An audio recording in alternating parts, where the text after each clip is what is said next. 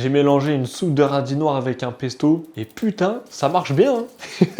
Bonjour tout le monde, aujourd'hui je réalise pour la première fois une soupe de radis noir avec une sauce pesto. Et croyez-moi, c'est un sacré mélange. Je vais commencer par la base, la soupe. J'ai décidé de faire avec du radis noir parce que je connais pas du tout le produit, je le consomme pas dans mon quotidien. Et je suis là pour évoluer, donc je me dis let's go, tenter de nouvelles choses. Pour ça, j'ai laissé la peau du radis noir pour avoir ces petits points noirs dans la soupe. Avec ça, j'ai intégré de la pomme de terre pour donner de la consistance à ma purée, plus 2-3 petits artifices par-ci par-là, c'est-à-dire de l'ail, du bacon, etc.